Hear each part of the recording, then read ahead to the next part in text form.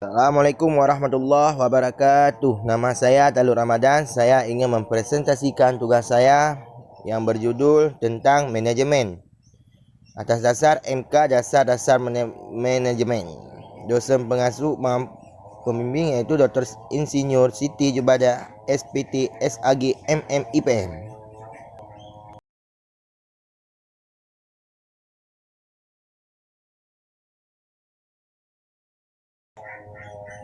Pengertian manajemen. Istilah manajemen berasal dari bahasa Italia, managio, dan bahasa Latin, managere, yang berarti mengendalikan kuda. Selanjutnya, dalam perkembangan istilah manajemen digunakan untuk mengendalikan dan mengatur suatu organisasi. Beberapa pengertian manajemen dikemukakan oleh beberapa pendapat, antara lain sebagai berikut. De Lianzi, manajemen adalah proses yang menggerakkan tindakan-tindakan dalam usaha kerja sama manusia sehingga tujuan yang telah ditentukan benar tercapai.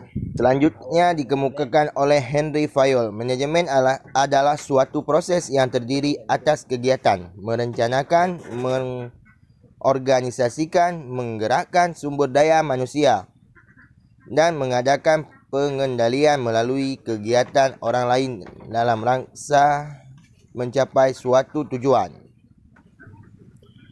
Manajemen mempunyai ciri-ciri dalam kegiatannya, antara lain sebagai berikut. 1. Manajemen digunakan terhadap usaha-usaha kelompok, bukan usaha individu tertentu. 2. Tujuan merupakan sasaran manajemen dan manajemen berusaha untuk mencapai tujuan yang telah ditetapkan.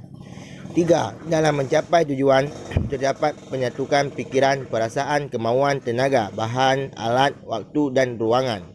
4. Manajemen ialah suatu hal yang dapat dipelajari. 5. Pencapaian tujuan dilakukan secara sistematis, terpadu, terkontrol, dan konsisten. Dalam manajemen ada pembagian kerja secara jelas dan tegas. Unsur manajemen. Pada intinya, manajemen merupakan proses kegiatan yang harus dilakukan dengan cara yang ilmiah ataupun praktis untuk mencapai tujuan yang sudah ditetapkan. Unsur adalah bagian yang penting, tidak harus selalu ada. Unsur tersebut mutlak diperlukan dalam manajemen, baik dalam rangka mencapai tujuan secara keseluruhan maupun dalam rangka proses pencapaian tujuan.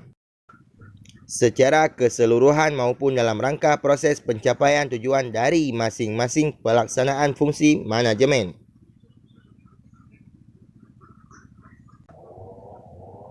Prinsip-prinsip manajemen. Suatu prinsip dapat dirumuskan sebagai suatu kebenaran yang pokok, suatu kebenaran umum, dan merupakan pedoman terhadap pemikiran suatu tindakan. Prinsip manajemen adalah dasar tetapi bukan suatu yang mutlak. Prinsip itu ada luas fleksibel dan dapat disesuaikan dengan berbagai keperluan dan keadaan. Prinsip-prinsip manajemen yang dikemukakan oleh Henry Fayol merupakan suatu pedoman untuk diterapkan terhadap manajemen dalam segala bentuk dan bukan dalam suatu manajemen khusus.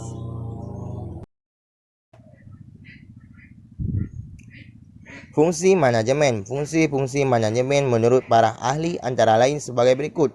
Henry Fayol membagi fungsi manajemen dalam beberapa kegiatan yang sering disingkat POCC, antara lain perencanaan dalam buka kurung, planning tutup kurung, artinya mempelajari dan meramalkan masa depan serta menyusun program-program kegiatan mengenai segala sesuatu yang akan dilakukan dalam rangka mencapai tujuan yang diinginkan.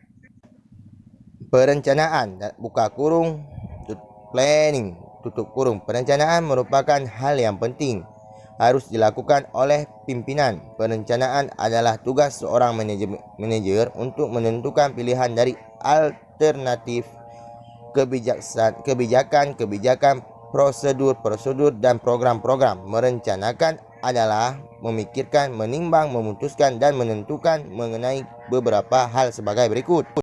Apa yang akan dikerjakan, kapan pekerjaan itu dilakukan, bagaimana cara melakukan pekerjaan itu, siapa yang ditugaskan untuk melakukan pekerjaan itu, di mana pekerjaan itu dilakukan, mengapa pekerjaan itu harus dilakukan.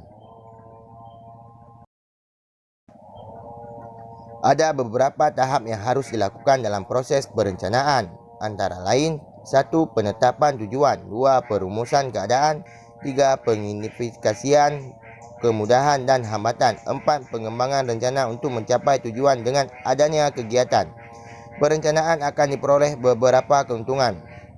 A. Kegiatan terarah pada tujuan tertentu. B. Pekerjaan menjadi produktif. C. Penggunaan fasilitas dan alat-alat menjadi efektif dan efisien. D. Sebuah kegiatan yang akan dikerjakan dapat dibuatkan gambaran yang jelas. Dan E. Suatu pedoman untuk mengadakan pengawasan terhadap setiap kegiatan manajemen. Sekian, terima kasih. Assalamualaikum warahmatullahi taala wabarakatuh.